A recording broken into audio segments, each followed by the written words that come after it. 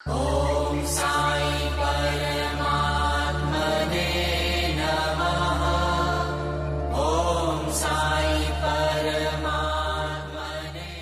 ओम श्री साईनाथाय नमः। अध्याय 43 और 44 आरंभ। श्री साईं की अनुमति और आशीर्वाद लेकर अब हम 43 और 44 का श्रवण करेंगे। श्री गणेशाय नमः। श्री सरस्वत्यै नमः। श्री गुरुभ्यो नमः। श्री कुलदेवताय नमः। श्री सीतारामचंद्राभ्याम नमः। श्री सद्गुरु साईनाथाय नमः। इस अध्याय में महासमाधि की ओर पूर्व तैयारी, समाधि मंदिर, ईंट का खंडन, 72 घंटे की समाधि, बापू साहेब जोग का संन्यास, बाबा के अमृत तुल्य वचन, इसका वर्णन किया गया है। इन 43 और 44 अध्यायों में बाबा के निर्वाण का वर्णन किया गया है, इसलिए वे यहां संयुक्त रूप में सुनाने जा रहा हूं, तो सुनिए। पूर्व तैयारी, समाधि मंदिर। हिंदुओं में यह प्रथा प्रचलित है कि जब किसी मनुष्य का अंतकाल निकट आ जाता है तो उसे धार्मिक ग्रंथ आदि पढ़कर सुनाए जाते हैं। इसका मुख्य कारण केवल यही है कि जिससे उसका मन सांसारिक झंझटों से मुक्त होकर आध्यात्मिक विषयों में लग जाए और वो प्राणी कर्मवश अगले जन्म में जिस योनि को धारण करे उसमें उसे सद्गति प्राप्त हो। सर्वसाधारण को यही विदित है कि जब राजा परीक्षित को एक ब्रह्मर्षि पुत्र ने श्राप दिया और 1 सप्ताह के पश्चात ही उसका अंतकाल निकट आया तो महात्मा शुकदेव ने उन्हें उस सप्ताह में श्रीमद् भागवत पुराण का पाठ सुनाया, जिससे उनको मोक्ष की प्राप्ति हुई। ये प्रथा अभी भी अपनाई जाती है। महानिर्वाण के समय गीता, भागवत और अन्य ग्रंथों का पाठ किया जाता है।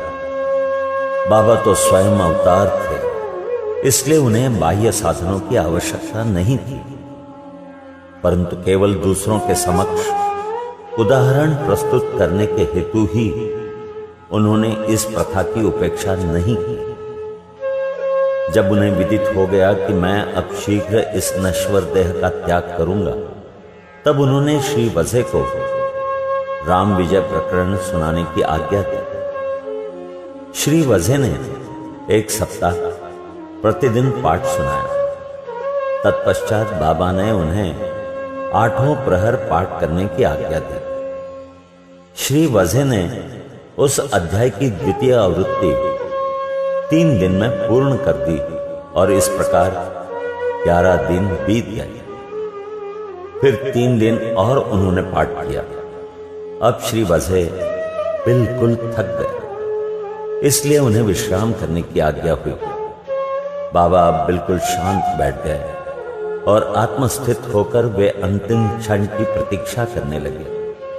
2-3 दिन पूर्व ही प्रातःकाल से बाबा ने भिक्षाटन करना स्थगित कर दिया और वे मस्जिद में ही बैठ गए।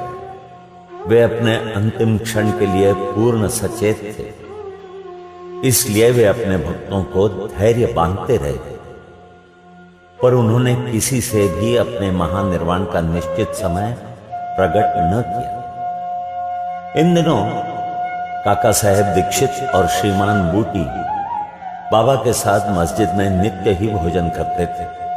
महानिर्वाण के दिन 15 अक्टूबर को आरती समाप्त होने के पश्चात बाबा ने उन लोगों को भी अपने निवास स्थान पर ही भोजन करके लौटने को कहा।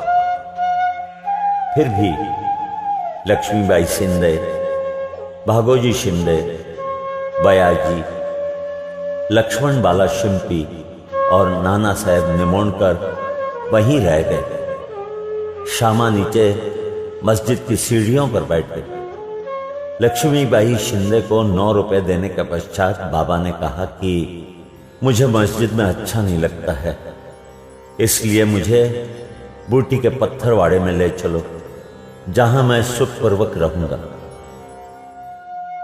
यही अंतिम शब्द उनके श्रीमुख से निकले। इसी समय बाबा बयाजी के शरीर की ओर झुक गए और अंतिम श्वास छोड़ दी। भागोजी ने देखा कि बाबा की श्वास रुक गई है।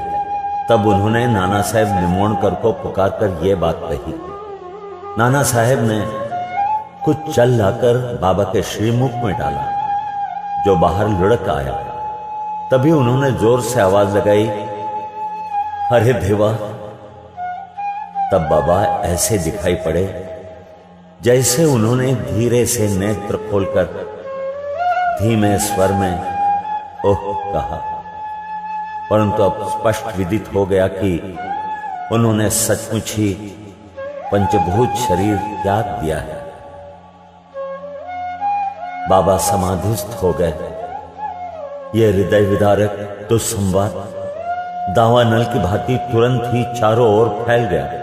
शिरडी के सब नर नारी और बालकगण मस्जिद की ओर दौड़े।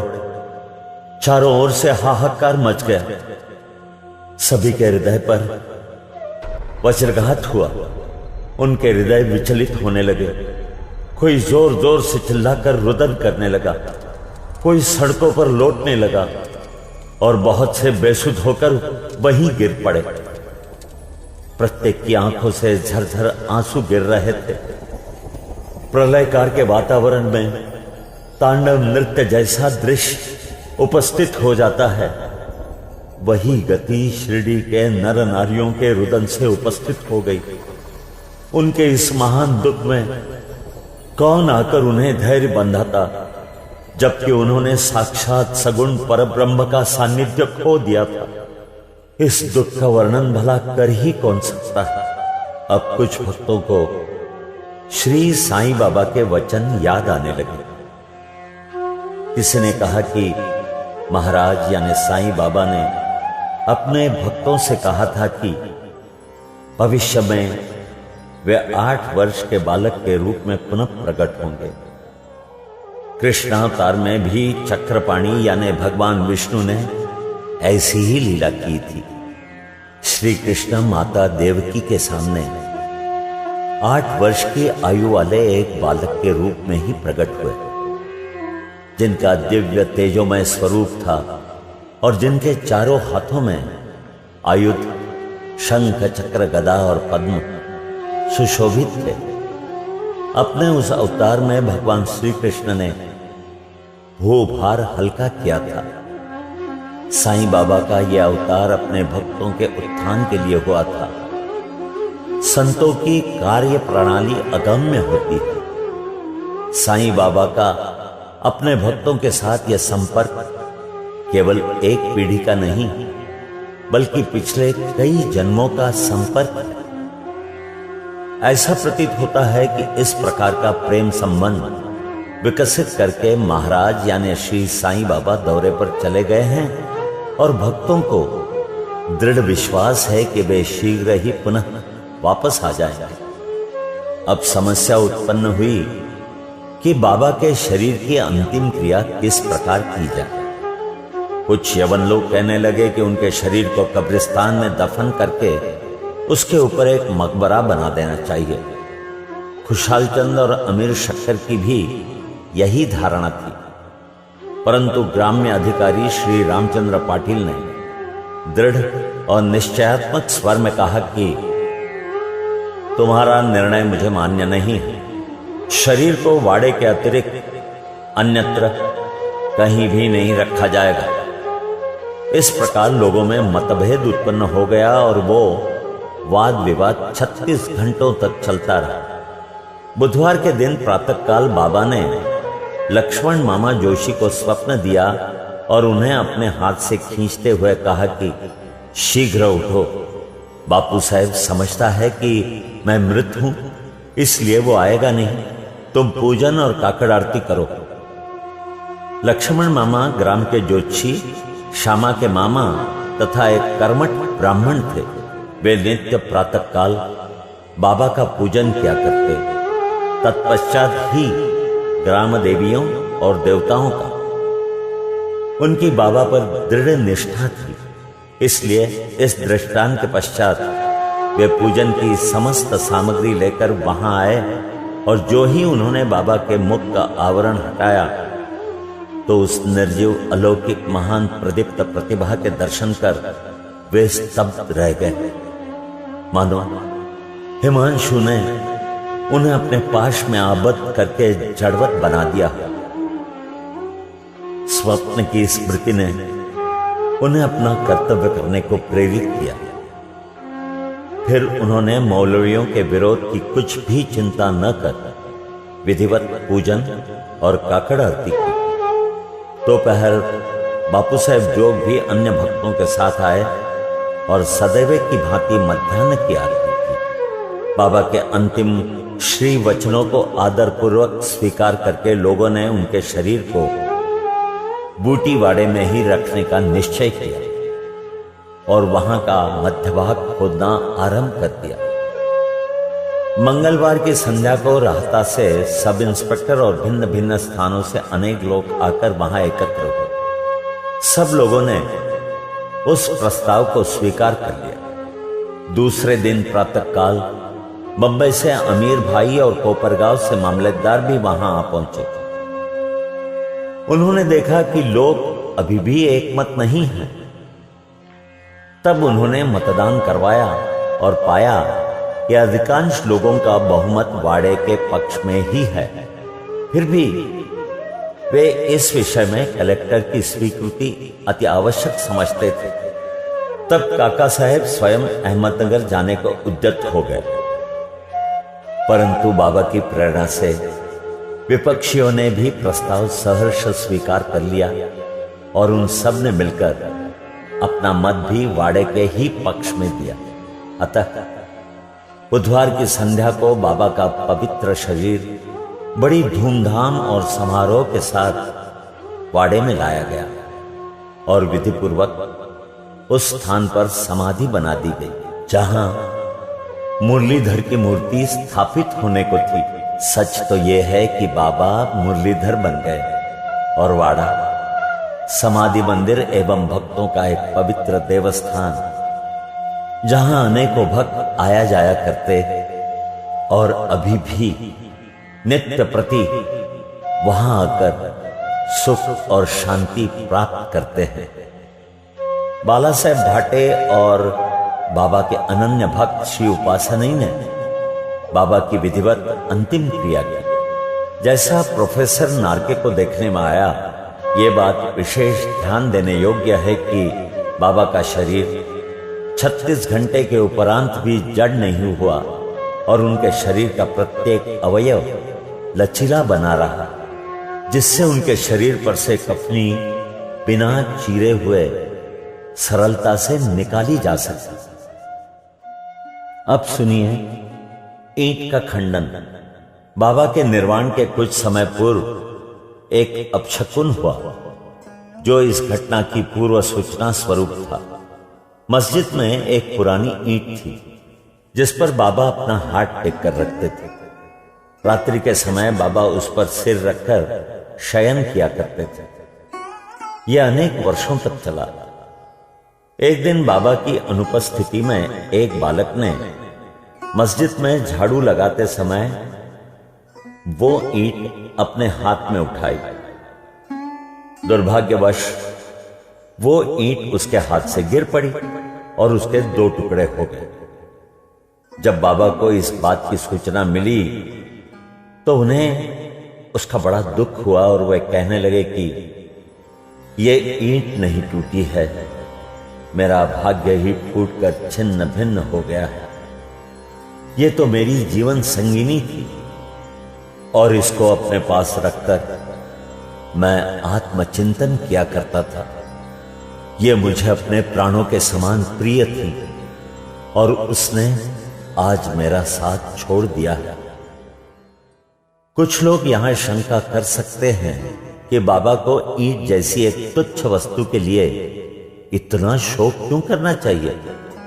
इसका उत्तर हेमाड़ पंत इस प्रकार देते हैं कि संत जगत के उद्धार तथा दीन अनाश्रितों के कल्याणार्थ ही अवतीर्ण होते हैं।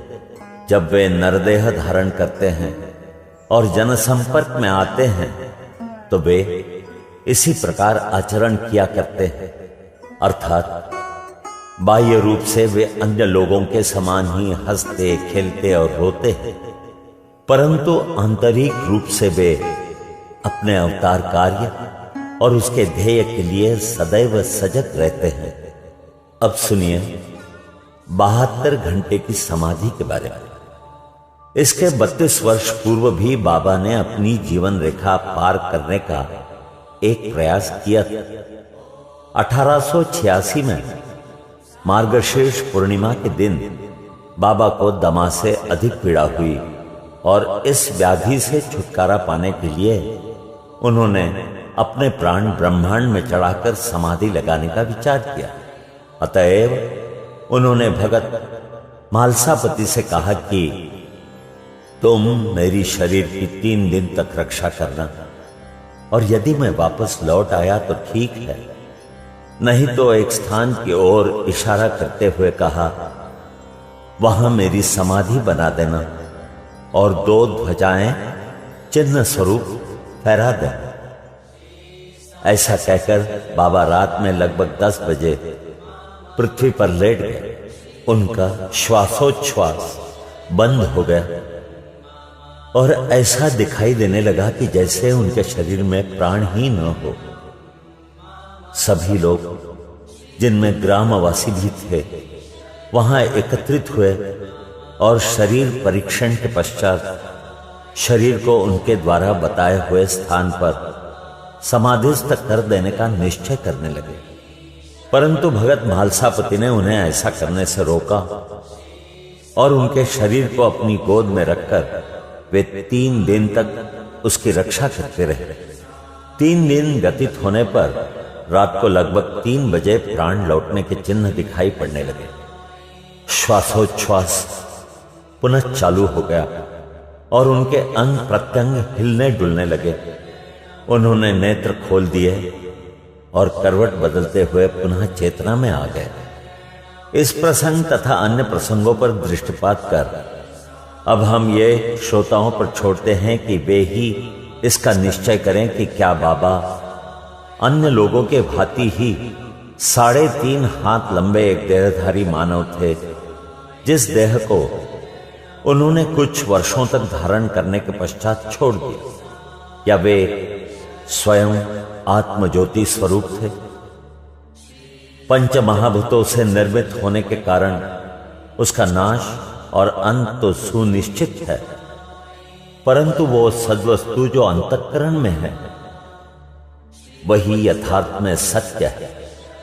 उसका न रूप है, न अंत है और न नाश। यही शुद्ध चैतन्य घन या ब्रह्म इंद्रियों और मन पर शासन और नियंत्रण रखने वाला जो तत्व है वही साई है, जो संसार के समस्त प्राणियों में विद्यमान है और जो सर्वव्यापी है।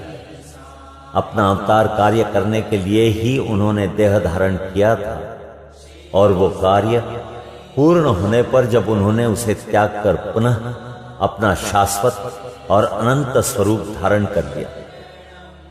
श्री दत्तात्रेय के पूर्ण अवतार गांडापुर के श्री नरसिंह सरस्वती के समान श्री साईं भी सदैव वर्तमान है। उनका निर्वाण तो एक औपचारिक बात है। वे जड़ और चेतन सभी पदार्थों में व्याप्त हैं तथा सर्वभूतों के अंतःकरण के संचालक और नियंत्रण करता है। इसका अभी भी अनुभव किया जा सकता है और अनेकों के अनुभव में आ भी चुका है। जो अनन्य भाव से उनके शरणागत हो चुके हैं और जो पूर्ण अंतःकरण से उनके उपासक हैं।